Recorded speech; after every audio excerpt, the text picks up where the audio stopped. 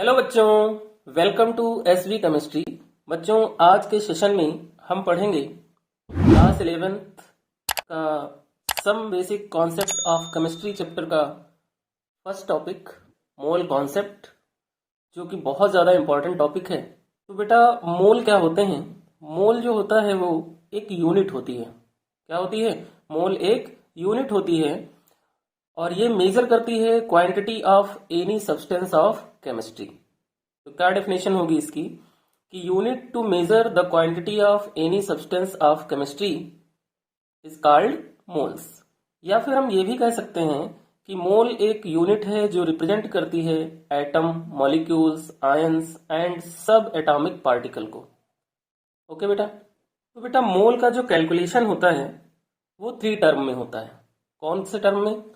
First term जैसे कि mole in terms of particles, इस टर्म में हम मोल का कैलकुलेशन कर सकते हैं। Mole in terms of weight and mole in terms of volume, in 3 term में हम मोल का कैलकुलेशन कर सकते हैं। तो एक एक करके हम सभी को डिस्कस करेंगे और उस पर बेस्ड हम क्वेश्चंस सॉल्व करते हैं। तो ले लो अपना कॉपी और पेन और मेरे साथ साथ इस सेशन को कंप्लीट करो। तो स्टार्ट करते हैं। फर्स्ट जो है बेटा हमारा वो है mole in terms of particles. Mole in terms of particle. अब पार्टिकल के टर्म में हम मोल को कैसे कैलकुलेट करेंगे वो हम एक एग्जांपल लेते हैं, पहले उसको समझते हैं।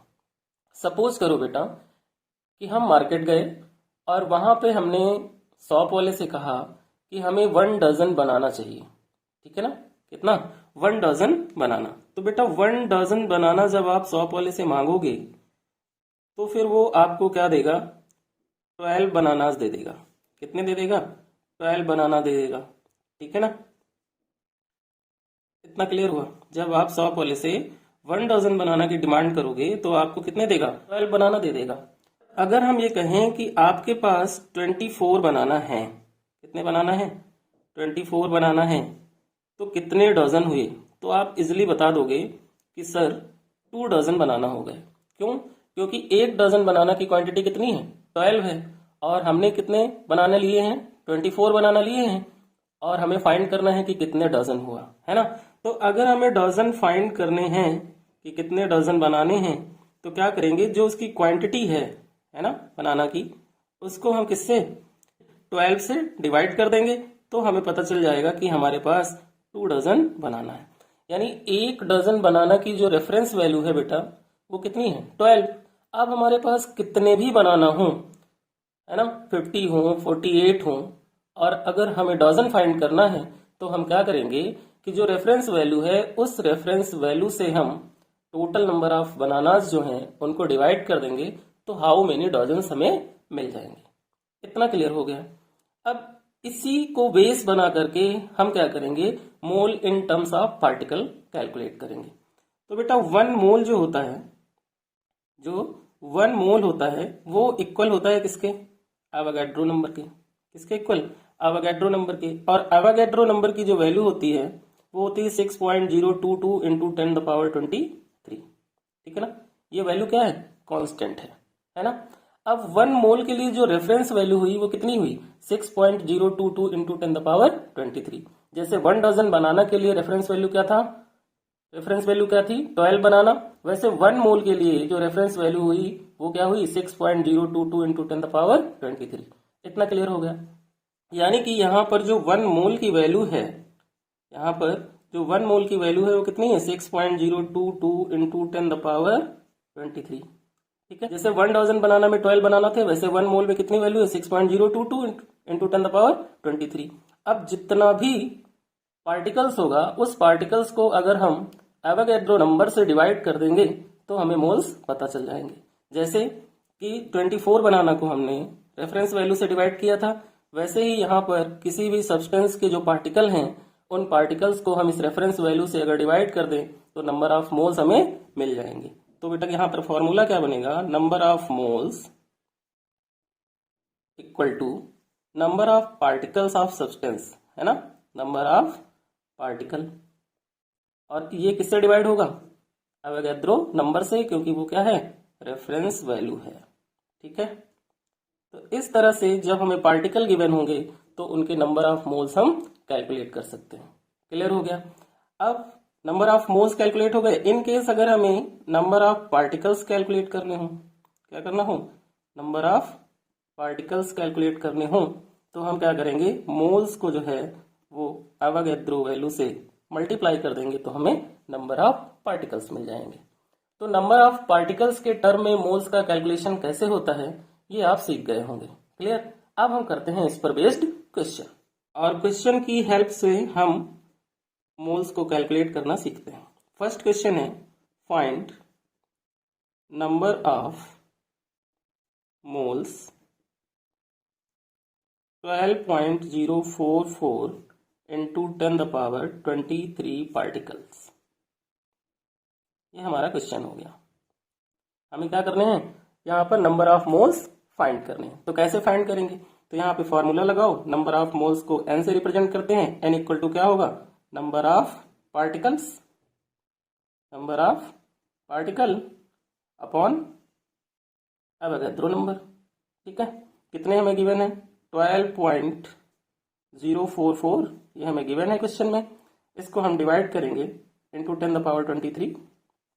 इसको डिवाइड हम किससे करेंगे, 6.022 इंटू 10 द पावर 23 से। तो क्या होगा बेटा, पावर से पावर कैंसिल, पॉइंट से पॉइंट कैंसिल, 1 टाइम और ये 2 टाइम।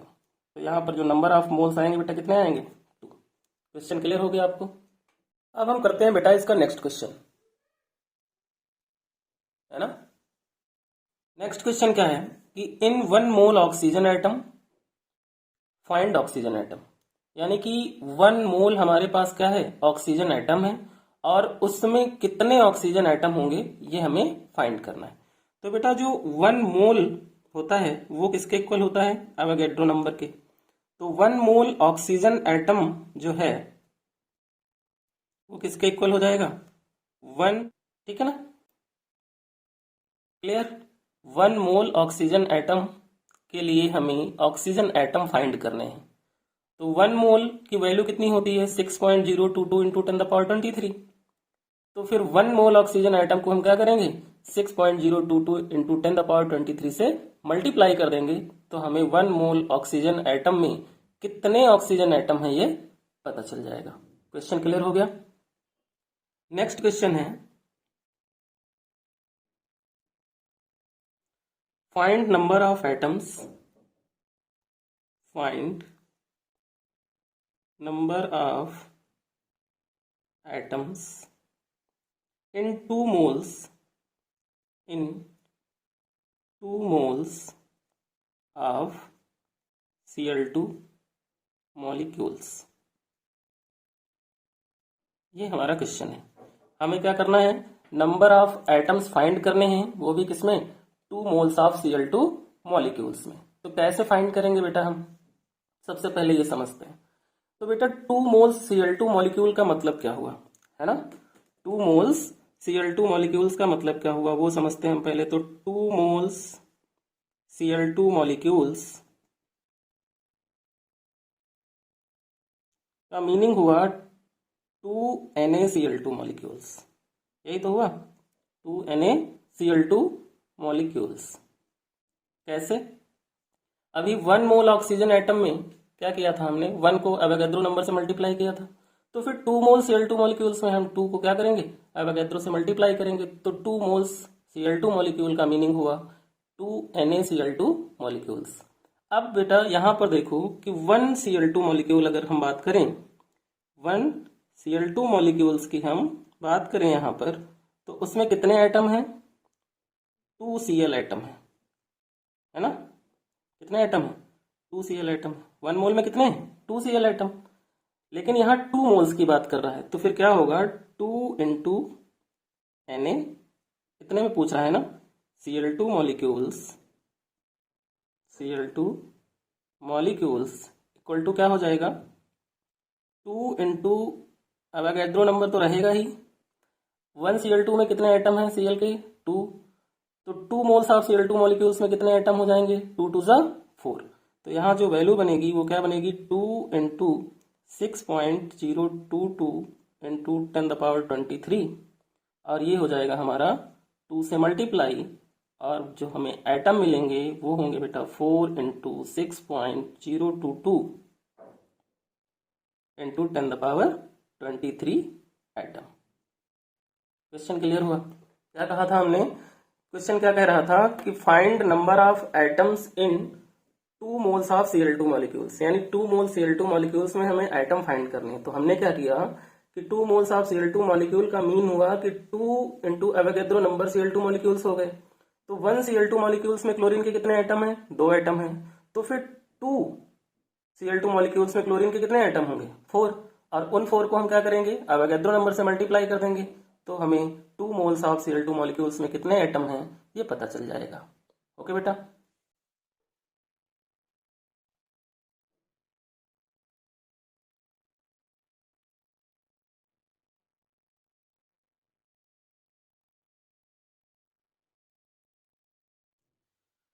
यहाँ पे बेटा एक फॉर्मूला और होता है कि अगर हमें नंबर ऑफ एटम्स फाइंड करने हो, नंबर ऑफ एटम्स फाइंड करने हो, या फिर हमें मॉलिक्यूल्स फाइंड करने हो, क्या फाइंड करना हो?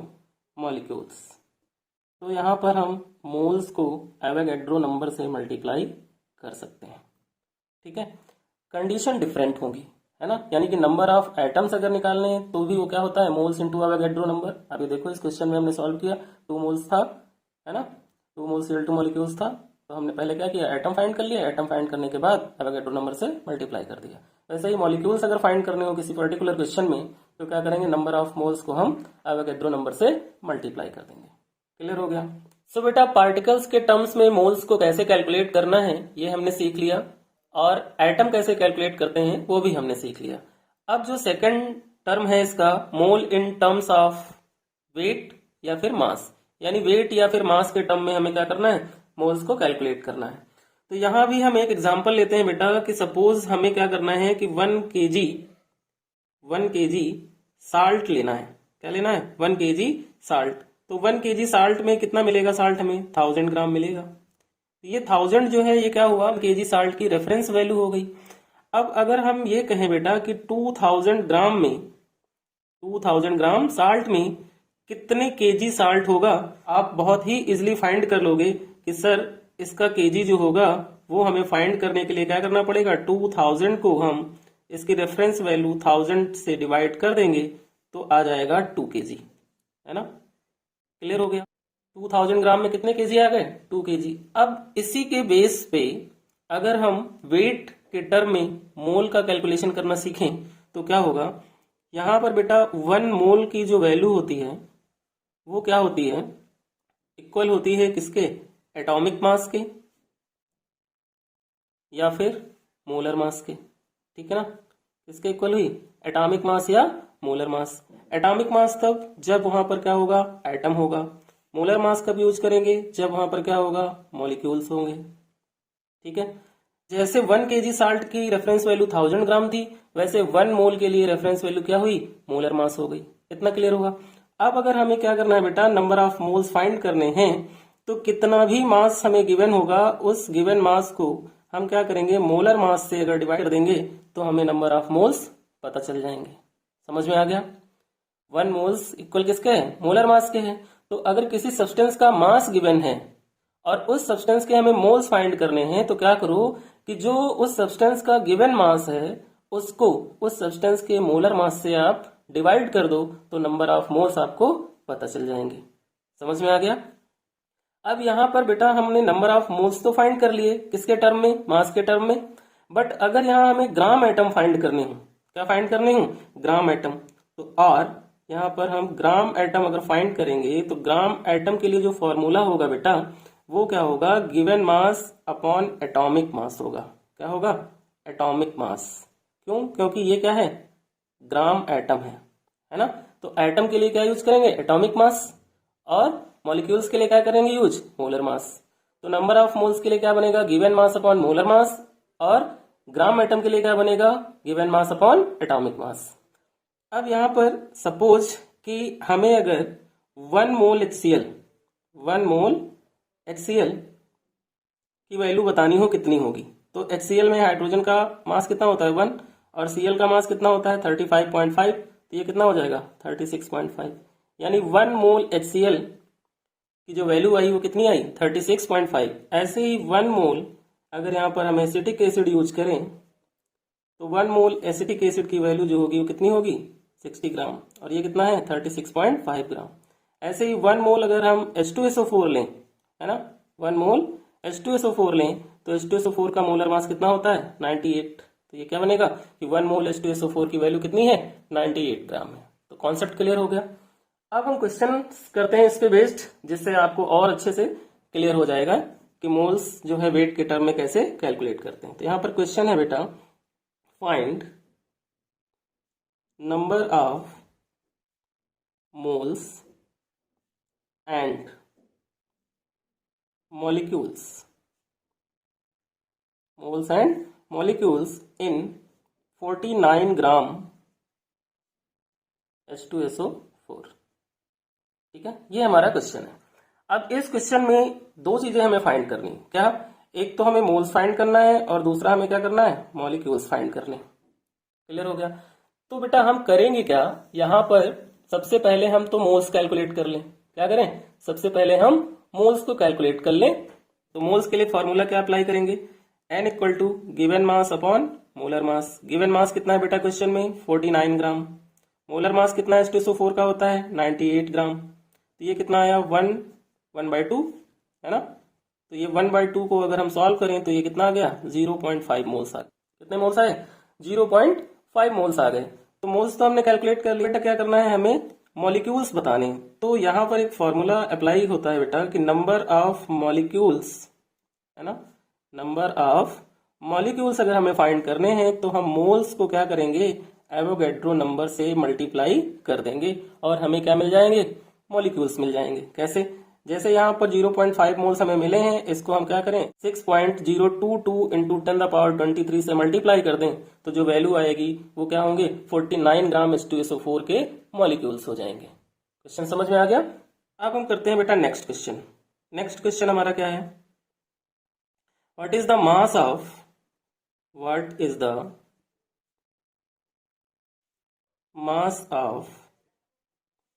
One sodium atom and 1 molecules of water, 1 molecule of water। ठीक है, क्या करना है कि हमें मास बताना है 1 सोडियम एटम का और हमें 1 मॉलिक्यूल वाटर का भी मास बताना है। ठीक है ना। तो बेटा मास ऑफ सोडियम कितना होता है, मास ऑफ सोडियम जो होता है वो होता है 23। ठीक है, तो यहां पर हम मास ऑफ 1 सोडियम एटम के लिए क्या करेंगे 23 डिवाइडेड बाई एवोगैड्रो नंबर और हमें क्या मिल जाएगा mass of sodium atom. Clear हो गया। अब अगर हमें मास ऑफ 1H2O मॉलिक्यूल निकालना है ना, तो मॉलिकुलर मास कितना होता है वाटर का, मॉलिकुलर मास वाटर का कितना होता है 18 होता है। फाइंड क्या करना है मास ऑफ 1H2O मॉलिक्यूल, है ना, मास ऑफ 1H2O मॉलिक्यूल तो क्या होगा 18 divided by Avogadro number 6.022 into 10⁻23।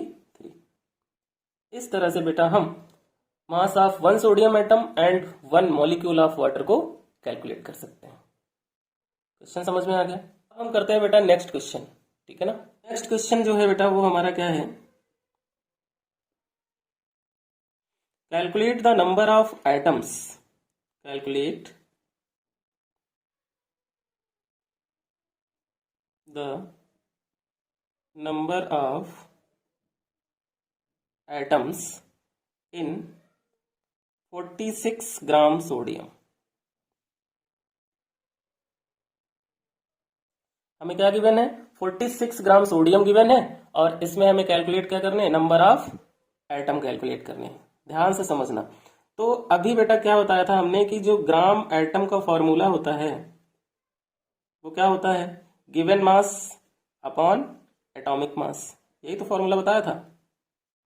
तो वही यहाँ पर क्या कर दो, अप्लाई कर दो। तो गिवन मास कितना है बेटा 46 है, एटॉमिक मास कितना होगा 23 होगा, तो ग्राम एटम कितने आएंगे 1 एंड 2, यानी कि यहाँ पर कितने आ गए 2 एटम आ गए। क्लियर हो गया। अभी क्या बताना है हमें, नंबर ऑफ एटम बताने हैं। तो अब हम इजिली इसका नंबर ऑफ एटम बता सकते हैं। तो नंबर ऑफ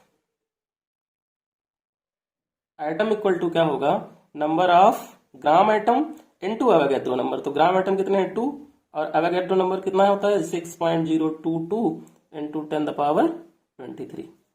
तो इस तरह से हम यहाँ से क्या कैलकुलेट कर सकते हैं बेटा, नंबर ऑफ एटम कैलकुलेट करेंगे, है ना। यानी कभी भी वेट गिवन हो क्वेश्चन में और हमें एटम फाइंड करने को कहे तो क्या करना है, सबसे पहले ग्राम एटम फाइंड कर लो और उसके बाद जितने ग्राम एटम आए उसको एवोगैड्रो नंबर से मल्टीप्लाई कर दो तो आपको नंबर ऑफ एटम मिल जाएंगे। ओके बेटा। अब यहाँ पर बेटा एक बहुत ही ज्यादा इंपॉर्टेंट पॉइंट है, तो उसके लिए आप यहाँ पर क्या करो, एक नोट लगाओ, है ना। नोट किस लिए मैं लगवा रहा हूं, वो इसलिए क्योंकि यहाँ पर क्या हमें देखना है, डिफरेंस देखना है between, difference between 1 gram of nitrogen atom and 1 gram atom of nitrogen, 1 gram atom of nitrogen. क्या देखना है, difference between 1 gram of nitrogen atom and 1 gram atom of nitrogen. क्या डिफरेंस होता है, तो बेटा 1 ग्राम ऑफ नाइट्रोजन एटम का जो मीनिंग होता है वो होता है कि यहाँ पर 1 ग्राम नाइट्रोजन है। क्या है, 1 ग्राम नाइट्रोजन है। बहुत ध्यान से समझना, यहाँ पे बहुत ज्यादा कंफ्यूजन होता है। 1 ग्राम ऑफ नाइट्रोजन एटम का मतलब क्या हुआ कि यहाँ पे 1 ग्राम नाइट्रोजन है, but 1 gram atom of nitrogen का मतलब ये हुआ कि ये बेटा हमें मोल्स गिवन है। क्या गिवन है, ये मोल्स गिवन है, ठीक है ना। इसका मीनिंग क्या हुआ, 1 ग्राम एटम ऑफ नाइट्रोजन का जो मीनिंग हुआ वो ये हुआ कि ये मोल्स हैं। तो बेटा 1 मोल जो नाइट्रोजन होगा, है ना, 1 मोल जो नाइट्रोजन होगा वो कितना होगा 14 ग्राम होगा। ये है बेटा इसका कॉन्सेप्ट, ठीक है ना, जो कि क्या करना है आपको ध्यान रखना है। ये बहुत ही ज्यादा इंपॉर्टेंट है क्योंकि यहाँ पर कंफ्यूजन क्रिएट होता है। 1 ग्राम ऑफ नाइट्रोजन एटम और 1 ग्राम एटम ऑफ नाइट्रोजन, कितना सा डिफरेंस है, gram of nitrogen atom of nitrogen. Weight के टर्म्स में मोल्स कैसे कैलकुलेट होंगे, मॉलिक्यूल्स कैसे कैलकुलेट होंगे, एटम कैसे कैलकुलेट होंगे, ये आपको अच्छे से समझ में आ गया होगा। ओके बेटा, नेक्स्ट क्वेश्चन करते हैं बेटा। क्वेश्चन है calculate the dash in 784 gram of H2SO4।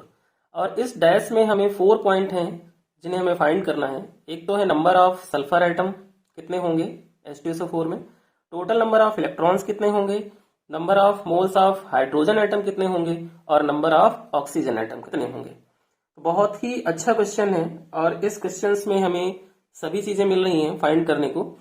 तो इसको करते हैं।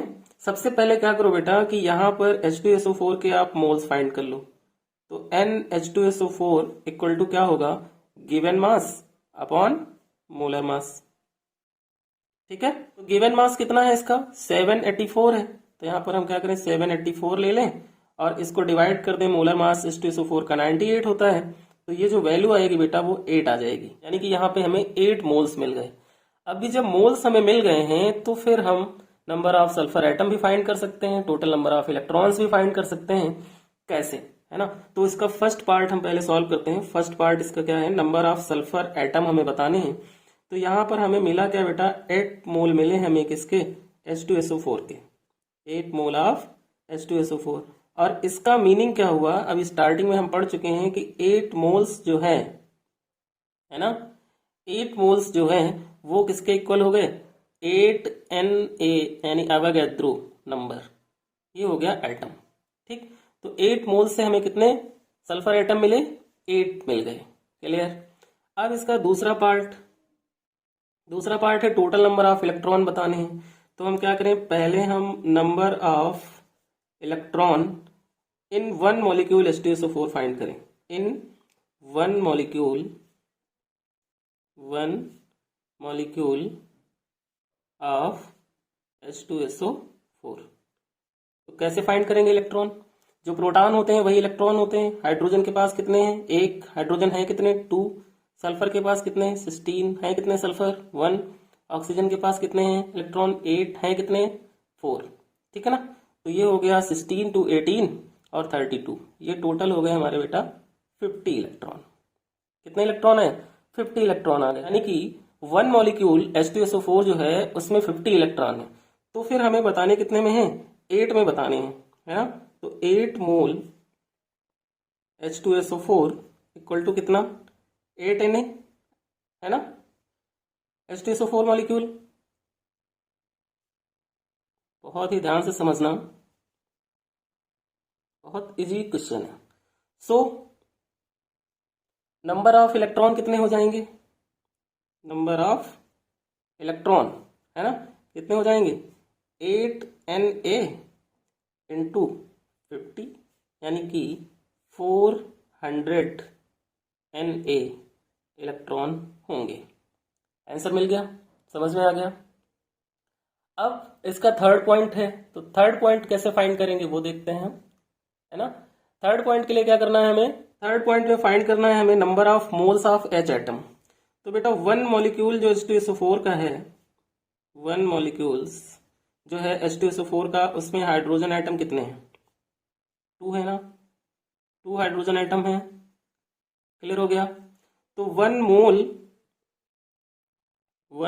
मोल H2SO4 में 2 मोल हाइड्रोजन एटम हुए या नहीं हुए? 2 मोल हाइड्रोजन एटम हो गए।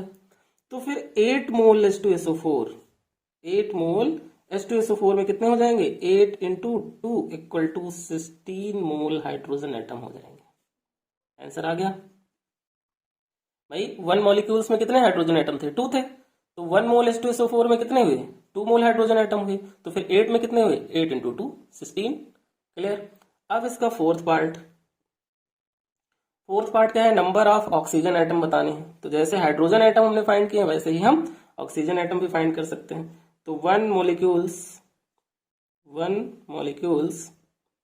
H2SO4 में ऑक्सीजन कितने हैं? 4, है ना। ऑक्सीजन एटम है, 4 ऑक्सीजन एटम है। क्लियर। तो फिर 1 मोल H2SO4 में कितने हो जाएंगे? 4 मोल हो जाएंगे किसके? ऑक्सीजन एटम के। तो फिर 8 मोल H2SO4, है ना, कितने? 8 मोल H2SO4 में कितने हो जाएंगे? तो ये हो जाएगा 8 into 4 equal to 32 moles oxygen atom. ये हमने क्वेश्चंस के सभी पार्ट कर लिए। क्वेश्चंस आई होप आपको बहुत अच्छे से समझ में आ गया होगा। ओके बेटा।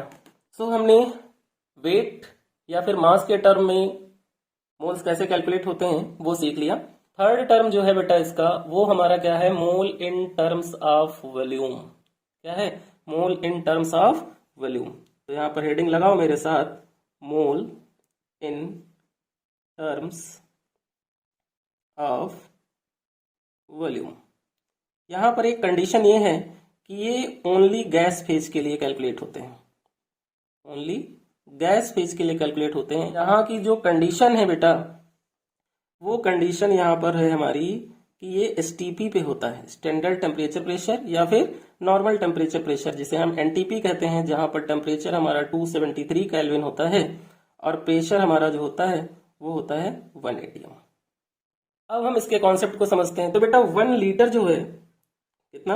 1 लीटर, उसमें कितने ml होते हैं? 1000 ml होते हैं। अब हम कहें कि हमारे पास 2000 ml हैं और उसमें कितने लीटर होंगे? तो सर 2 लीटर होंगे। यही आपका जवाब होगा। क्यों? क्योंकि यहाँ जो वॉल्यूम आएगा बेटा वो क्या होगा? 2000 ml और इसकी रेफरेंस वैल्यू से हम इसको डिवाइड करेंगे 1000, तो यहाँ कितना आ जाएगा? 2 आ जाएगा। यानी कि 2 लीटर हमने यहाँ फाइंड कर लिया। अब इसी तरह से STP पर, है ना, क्योंकि यहाँ स्टैंडर्ड टेम्परेचर प्रेशर की बात हो रही है। तो एसटीपी पर, at STP 1 mole of any gas, 1 mole of any gas की जो वैल्यू होती है वो होती है बेटा 22.4 लीटर, या फिर हम ये कहें 22,400 ml। ये होता है, जैसे 1 लीटर में 1000 ml होते हैं, वैसे ही एसटीपी पर 1 मोल ऑफ एनी गैस की जो वैल्यू होती है वो होती है 22.4 लीटर। तो यहाँ पर बेटा अगर हमें नंबर ऑफ मोल्स फाइंड करने हैं, तो जैसे हमने 2000 ml के लिए लीटर फाइंड कर लिए थे रेफरेंस वैल्यू से डिवाइड करके, वैसे ही यहाँ पर हम नंबर ऑफ मोल्स फाइंड करेंगे। तो volume of any gas at STP, और इसको हम 1 मोल की जो रेफरेंस वैल्यू है 22.4 लीटर, इससे हम क्या करेंगे, डिवाइड कर देंगे। तो यहाँ पर हमें किसी भी गैस के लिए नंबर ऑफ मोल्स मिल जाएंगे। क्लियर हो गया? फिर से समझते हैं। At STP 1 mole of any gas की वैल्यू कितनी होती है, 22.4 लीटर होती है या फिर 22,400 ml होती है। उस कंडीशन में अगर हमें नंबर ऑफ मोल्स बताने हैं तो किसी भी गैस का वॉल्यूम एसटीपी पर कितना है उसको हम 22.4 से डिवाइड कर देंगे, तो हमें उस गैस का मोल्स मिल जाएगा। Concept clear? अब हम करेंगे बेटा इस पे बेस्ड क्वेश्चन। तो क्वेश्चन क्या है हमारा, 44.8 लीटर मीथेन गैस फाइंड, क्या करना है हमें, मोल्स एट एसटीपी। ये हमारा क्वेश्चन है, यानी कि हमें वॉल्यूम कितना गिवन है गैस का, 44.8 लीटर गिवन है, और हमें फाइंड क्या करना है, नंबर ऑफ मोल्स फाइंड करने हैं। तो यहाँ फॉर्मूला बेटा अप्लाई कर लो, number of moles equal to क्या होगा, volume of gas at STP कितना है, 44.8 है ना, और डिवाइडेड बाई 22.4, पॉइंट से पॉइंट कैंसिल, और ये 1 और ये 2। तो यहाँ पर कितना, हम नेक्स्ट क्वेश्चन एक और समझते हैं, उसकी हेल्प से हम मोल्स फाइंड करेंगे। तो क्वेश्चन है, calculate the number of atoms, calculate the number of atoms in 11.2 litre of diatomic gas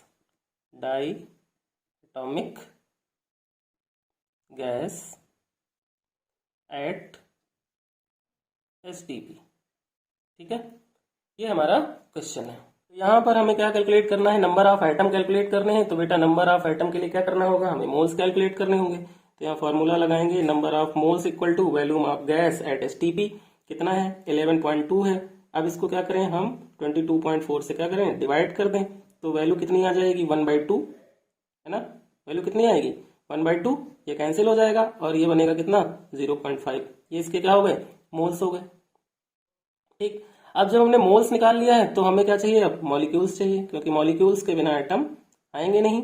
तो मॉलिक्यूल्स के लिए क्या करते थे, number of moles into Avogadro number. तो यहाँ पर 0.5 करें और इंटू क्या करें 6.022 इंटू 10⁻23। ठीक है, तो ये हमारे क्या आ गए, मॉलिक्यूल्स। अब डाई एटॉमिक गैस है तो टोटल नंबर ऑफ एटम है ना, डायटोमिक गैस है तो फिर डायटोमिक गैस के लिए 2 और प्लस जो मॉलिक्यूल्स आए हमारे कितने 0.5 इंटू 6.022 इंटू 10⁻23। इस तरह से हम यहाँ पर डायटोमिक गैस के लिए नंबर ऑफ एटम फाइंड कर लेंगे। नेक्स्ट क्वेश्चन करते हैं बेटा। नेक्स्ट क्वेश्चन है 12.044 into 10⁻20 particles of CO2 gas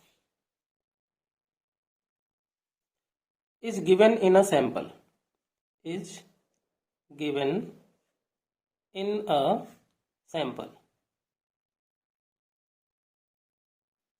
then हमें फाइंड क्या करना है, फर्स्ट हमारा है मोल्स ऑफ CO2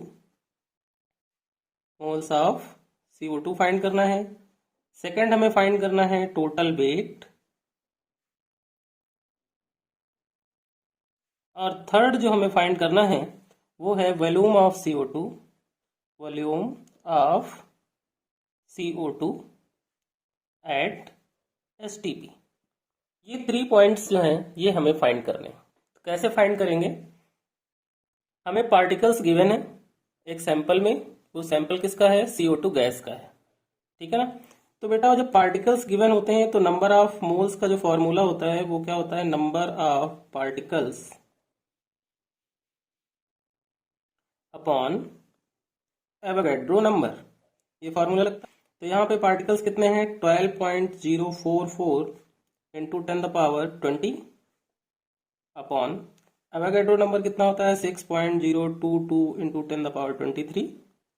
ठीक है, क्या होगा कि अगेन इसको हम जब सॉल्व करेंगे तो ये 10⁻23 जो है ये ऊपर की तरफ शिफ्ट हो जाएगा, तो ये बचेगा 12.044 इंटू 10⁻20 और इंटू 10⁻23 अपॉन 6.022। ये वैल्यू बनेगी 12.044 इंटू 10⁻³ अपॉन 6.022। ये कैंसिल होगा, यहाँ कितना आएगा? 2। तो जो हमारे मोल्स आएंगे वो होंगे 2 इंटू 10⁻³ मोल। इतना क्लियर हो गया बेटा? अब सेकंड जो हमें फाइंड करना है, ये तो हमारा फर्स्ट था, सेकंड जो हमें फाइंड करना है वो टोटल वेट है। तो number of moles equal to क्या होता था? Given mass upon molar mass, यही होता था ना। बट निकालना क्या है? हमें मास निकालना है। तो मास इक्वल टू क्या हो जाएगा? Number of moles into molar mass. तो मोल्स कितने आए? 2 इंटू 10⁻³ और मोलर मास CO2 का कितना होता है? 44 होता है। और ये हमारा 88 इंटू 10⁻³ क्या आ गया? वेट आ गया। क्लियर हो गया बेटा? अब जो इसका थर्ड पार्ट था वो हमें बताना था वॉल्यूम एट STP पे। तो वॉल्यूम जो होता है किसी भी गैस का STP पे, उसको हम फाइंड करते हैं। तो नंबर ऑफ मोल्स को हम STP की वैल्यू 22.4 से क्या करते हैं? मल्टीप्लाई करते हैं। तो यहाँ पर 2 इंटू 10⁻³ इंटू 22 पॉइंट कितना? 4, और ये हमारा हो गया 44.8 इंटू 10⁻³। ये हमने वॉल्यूम फाइंड कर लिया। क्वेश्चन समझ में आ गया बेटा? अब हम बेटा किसी भी गैस का नंबर ऑफ मोल्स कैलकुलेट करेंगे, वो भी उस कंडीशन में जब STP की कंडीशन ना हो, है ना। यानी calculation of gas, calculation of gas किस कंडीशन में? जब STP जो है उस पर वैल्यू ना गिवन हो, है ना। यानी कि एक्सेप्शन केस है। यहां पर हम कैलकुलेशन करेंगे किसका? नंबर ऑफ मोल्स का, है ना। यहां पर हम number of moles of gas करने वाले हैं, बट STP की कंडीशन वहां पर नहीं होगी। तो कंडीशन में बेटा हम फॉर्मूला लगाते हैं number of moles of gas equal to PV/RT, PV/RT। और यहाँ R की वैल्यू जो होती है वो 0.0821 यूज करते हैं। तो ये बेटा एक एक्सेप्शनल केस है कि गैस के हमें नंबर ऑफ मोल्स फाइंड करने हैं बट STP की कंडीशन नहीं है, तो वहां पर हम इस फॉर्मूले को अप्लाई करके number of moles of gas find कर सकते हैं। क्लियर? तो बेटा हमने नंबर ऑफ मोल्स कैलकुलेट किए, किसके टर्म में? पार्टिकल के टर्म में कर लिया, वेट के टर्म में कर लिया और गैस के टर्म में भी कर लिया। अब उन सभी फॉर्मूलों को हम इन शॉर्ट समझते हैं, यानी कि वन लाइन में सारे फॉर्मूले हम समझते हैं कि किस कंडीशन में हम नंबर ऑफ मोल्स कैलकुलेट करने के लिए कौन सा फॉर्मूला अप्लाई करेंगे। तो बेटा नंबर ऑफ मोल्स फाइंड करने के लिए एक फॉर्मूला था हमारे पास, number of particles, number of particles upon Avogadro number. ये तो था पार्टिकल के टर्म में। दूसरा क्या था? गिवन मास, गिवन मास अपॉन मोलर मास। इस फार्मूले से हम नंबर ऑफ मोल्स कैलकुलेट करते थे। और गैस के टर्म में वॉल्यूम ऑफ एनी गैस, है ना, एट STP। इससे हम गैस के मोल्स कैलकुलेट करते थे अपॉन 22.4। ये वो 3 फॉर्मूले हैं जिनसे हम डिफरेंट डिफरेंट कंडीशन में नंबर ऑफ मोल्स को कैलकुलेट कर सकते हैं। अब हम पढ़ेंगे बेटा Avogadro law. Avogadro law. Avogadro law क्या होता है कि at same temperature and pressure, यानी कि टेम्परेचर और प्रेशर क्या हो, जब सेम हो, if two gases have same moles, that means same volume. ये हमारा क्या है, एवोगैड्रो लॉ है। यानी कि same temperature and same pressure पर अगर कोई दो गैसेस हैं, उनके मोल्स सेम हैं, या फिर हम ये कहें कि उनका वॉल्यूम सेम है, तो वो हमारा क्या होता है, एवोगैड्रो लॉ होता है। और एवोगैड्रो नंबर जो होता है बेटा, ये आपको पता है कि एवोगैड्रो नंबर जो है वो होता है 6.022 इंटू 10⁻23, जो कि इक्वल होता है किसके, 1 मोल के। ओके बेटा, ये था बेटा हमारा मोल कॉन्सेप्ट, जिसमें हमने 3 टाइप से मोल्स को कैलकुलेट करने को सीखा, पार्टिकल्स के टर्म में, वेट के टर्म में, गैस के टर्म में। और यहाँ पर एक एक्सेप्शन भी समझा हमने कि जब एसटीपी वैल्यू ना गिवन हो और गैस के मोल्स फाइंड करने हो तो क्या करेंगे। और हमने समझा यहाँ पे कि एवोगैड्रो लॉ क्या होता है। तो बेटा इस टॉपिक को आप बहुत अच्छे से प्रिपेयर करें, ये टॉपिक बहुत ही ज्यादा इंपॉर्टेंट है। एग्जाम में इससे क्वेश्चंस बनते ही बनते हैं, चाहे वो कोई कंपटीशन हो या फिर वो 11th का एग्जाम हो या 12th का एग्जाम हो, वहां पे भी मोल से रिलेटेड क्वेश्चंस आते हैं। तो बेटा इस टॉपिक के जो नोट्स हैं उसका लिंक आपको डिस्क्रिप्शन बॉक्स में मिल जाएगा, और मैंने टेलीग्राम पे चैनल बना रखा है, वहां लिंक पे क्लिक करके टेलीग्राम चैनल पर जाकर के वहां से नोट्स की पीडीएफ डाउनलोड कर सकते हैं। बच्चों अगर वीडियो आपको समझ में आया हो तो वीडियो को शेयर करें, चैनल को सब्सक्राइब करें और वीडियो को लाइक करें।